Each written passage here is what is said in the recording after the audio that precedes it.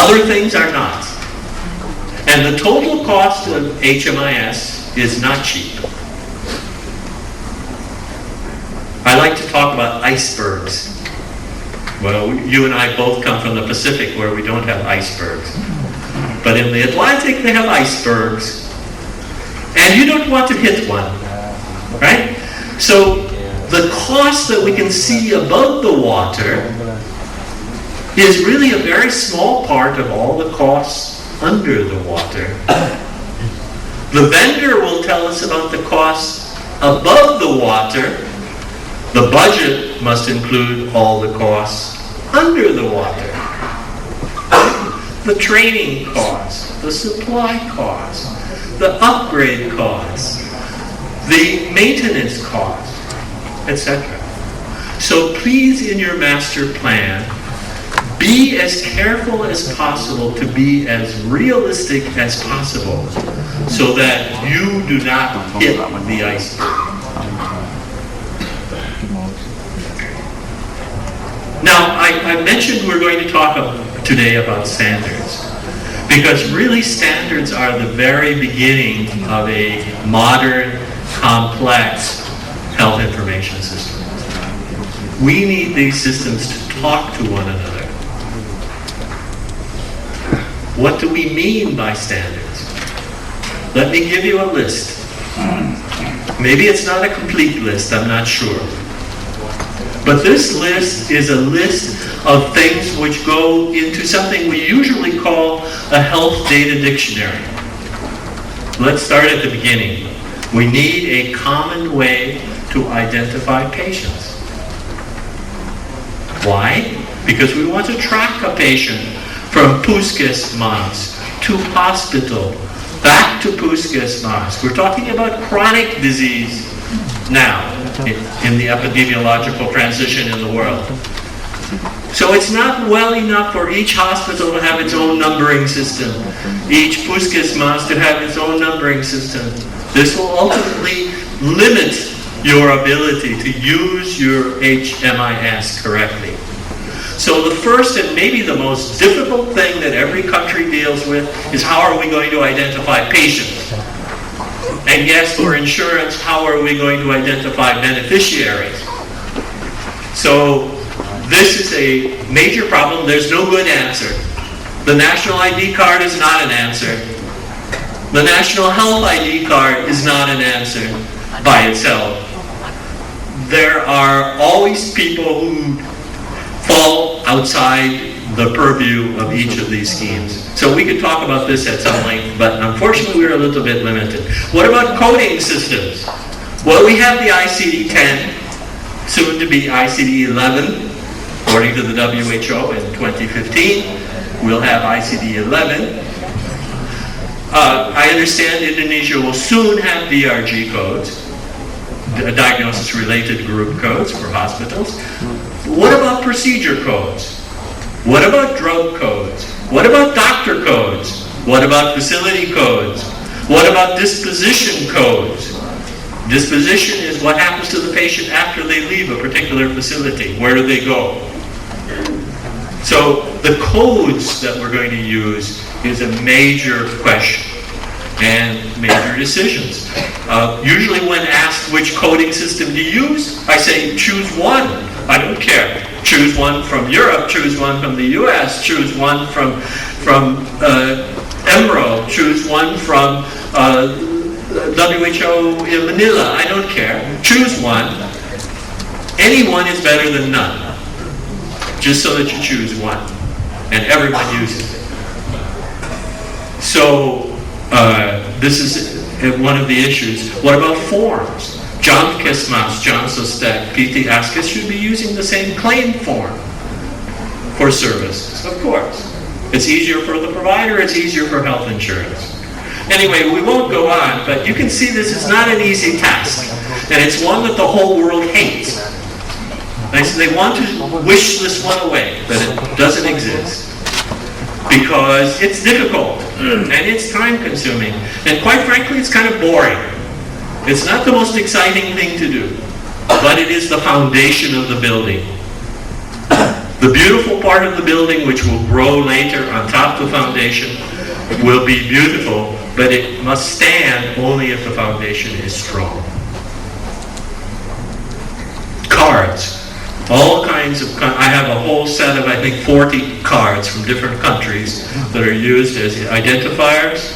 My favorite is this one from Fiji, which can be printed out at the hospital on a simple piece of paper, laminated, given to the patient, finish. Next lesson, avoid gadgets and gimmicks. E-health is not the answer. Of course, the telecom companies would love us to believe that if everything was linked by telecom, we have the perfect answer. Well, it in itself is not the answer. It's an important part, but it is not the central part. Likewise, M-health is a new term we use, which is mobile health, using mobile telephones. In Africa, it's becoming quite successful because there is no other connectivity, there is no electricity, etc. So yes, M-health can also be very successful and interesting, but it alone is not the answer.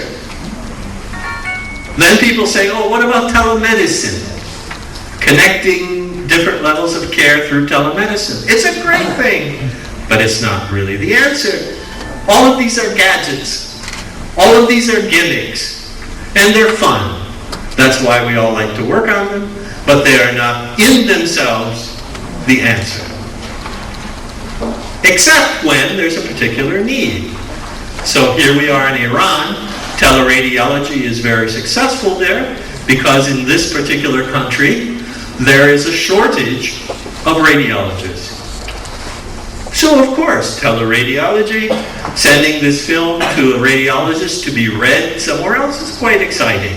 In Mongolia, cardiac care has to be available across this huge country of Mongolia. And so using telecardiology, it addresses a particular need for a particular country. And so it can be very successful. But again, these are not the central part of any master plan. Next lesson. Small, well-designed applications can sometimes have huge impact. They don't have to be big in order to have impact. Let me give you some examples. Back to Iran for a moment. Here's something that's not even computerized. In the lower left-hand corner is a single piece of paper in every puskesmas in Iran. And it shows on one piece of paper the health status of the entire village. On one piece of paper. It's called the Vital Horoscope. And there's a book, very famous book, written about this. Because it was very successful in allowing people to see visually the health of the community on one piece of paper. Here's another example. This one is from Palestine, in Gaza, where people would queue up in the morning for services outside the health center. But with a simple appointment system, very simple appointment system, all of a sudden the convenience of having an appointment, people could return to clinic at a particular time, was possible. Very simple application.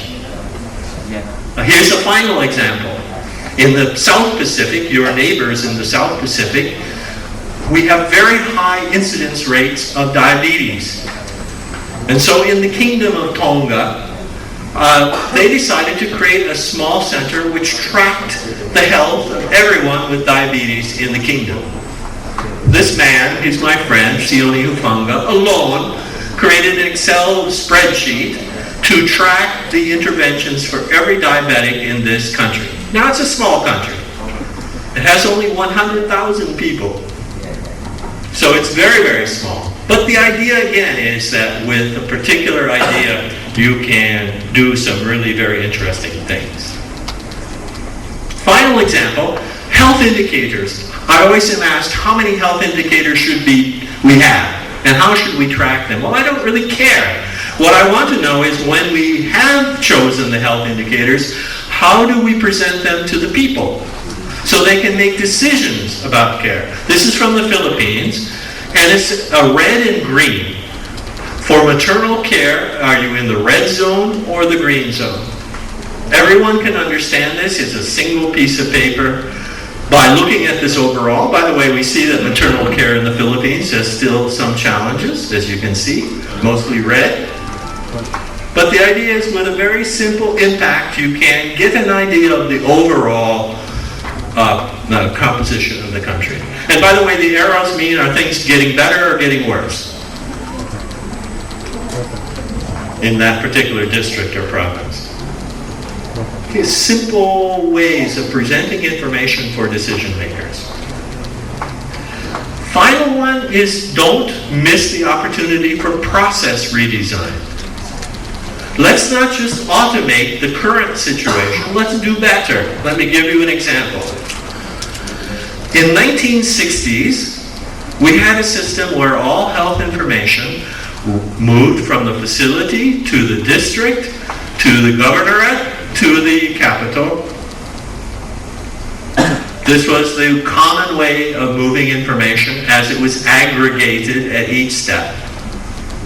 And by the way, along the way, it was manipulated, lost, delayed, transposed, errors introduced, so that by the time it arrived in the capital, there was really very little opportunity to do analysis.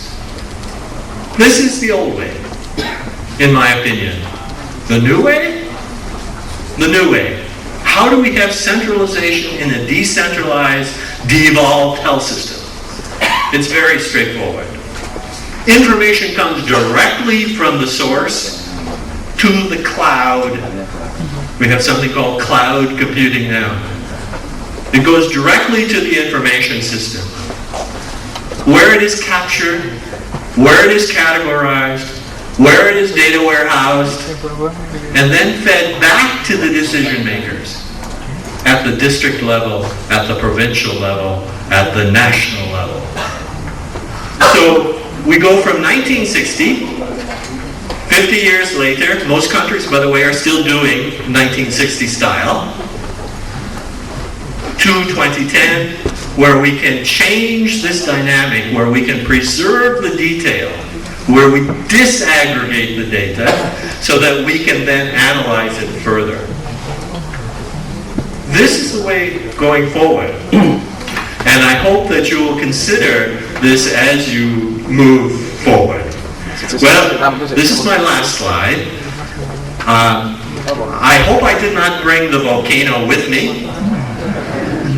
I've been reading the news, but please, if you would like to contact me, you're always welcome. My email address is on the screen. And I'm looking very much forward now with this presentation to inviting your questions and your comments, and maybe asking together the question, how in Indonesia can we now move forward? How can we use this great opportunity